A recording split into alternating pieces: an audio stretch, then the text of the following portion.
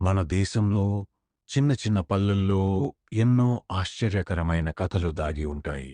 అలాంటి ఒక పల్లెలో జరిగిన నిజం లాంటి కథ. ఇది ఒక చెట్టు, ఒక రహస్యం, ఒక అబ్బాయి జీవితం మార్చిన సంఘటన. ఒక చిన్న పల్లెటూరిలో రాము అనే అబ్బాయి ఉండేవాడు. అతని తండ్రి ఒక సాధారణ రైతు.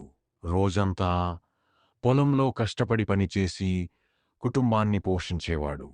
గ్రామం బయట ఒక పెద్ద చెట్టు ఉండేది. ఆ చెట్టు గురించి గ్రామంలో ఒక మాట ఉండేది. ఆ చెట్టు దగ్గర రాత్రి వెళ్తే ఏదో అద్భుతం జరుగుతుంది అని పెద్దలు చెప్పేవారు. ఒకరోజు రాము ధైర్యం చేసి రాత్రి ఆ చెట్టు దగ్గరకు వెళ్ళాడు. అక్కడ ఒక వృద్ధుడు కూర్చుని ఉన్నాడు. డైలాగ్: బిడ్డా, ఈ చెట్టు కింద ఒక రహస్యం ఉంది. కాని అది మంచివాళ్లకే కనిపిస్తుంది. రాము అక్కడ తవ్వడం మొదలుపెట్టాడు. కొద్దిసేపటికి ఒక చిన్న పెట్టె బయటికి వచ్చింది. అందులో బంగారం లేదు, డబ్బు లేదు. ఒక పాత పుస్తకం మాత్రమే ఉంది. ఆ పుస్తకంలో ఇలా రాసి ఉంది: కష్టపడి పనిచేసిన వాడే నిజమైన సంపదను సంపాదిస్తాడు. ఆ మాటలు రాముకు జీవితాన్ని మార్చాయి.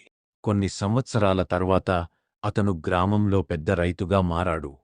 అందరికీ సహాయం చేస్తూ మంచి పేరు సంపాదించాడు. నిజమైన సంపద బంగారం కాదు, కష్టం మరియు నిజాయితీ.